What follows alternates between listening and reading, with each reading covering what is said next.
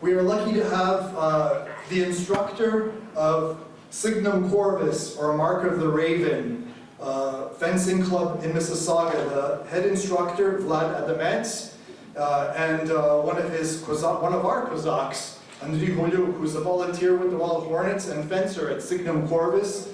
We're going to be lucky to have a live steel fencing demonstration. Andriy Goluk has been fencing with Signum Corvus for 3 years and has competed in tournaments all across North America.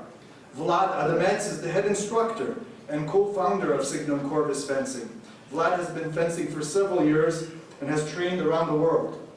They'll both be using sabers that are very similar in design to what the Kozaki used in the 15th and 16th centuries. Signum Corvus is a historical fencing club based in Mississauga. They train in medieval longsword, Renaissance rapier, and Napoleonic saber. Please welcome Andriy and Vlad.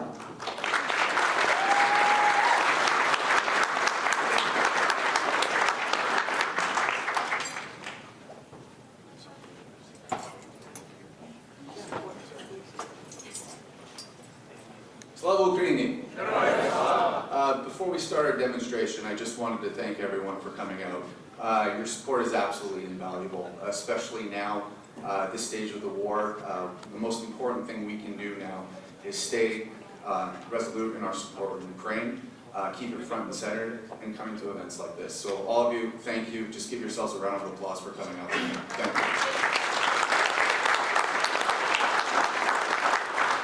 you. So, as mentioned, we're a historical fencing club. So right now we're going to take you back in time a little bit. So back in the 17th century, this was the drone for Ukraine. So the Kozatska shotgun, the saber. So this was the most important weapon that a Cossack could have. This was not only a weapon of war, but it was a weapon to defend your honor in a duel, which is essentially what we'll be performing now. The great Hetman Bogdan Khmelnytsky, when he had a dispute with a Polish noble back in the day, he went to the king for justice, and the king went to him and said, "Have you not a saber on your belt?" And boy did he ever, because the Kozaki took it to their enemies that year. Now, just quickly in terms of the saber and what we'll be demonstrating, this is a Polish-Hungarian saber, which would be typical for the Kozaki. This is what they would use. As you can see, this would protect the hand, and this would be used to attack the enemy. Basically, there's many different guards, many different styles, different attacks. At our school, we focus primarily on the Napoleonic era. So all the moves you'll be seeing, all the attacks, parries, defenses, this is all historic. We base all of our attacks based on historical texts. So this is pretty much as close to Kozaki fighting that you will see. So we'll be doing a few bouts, I think 3 or 4. We'll see how it goes. And yeah, hope you enjoy.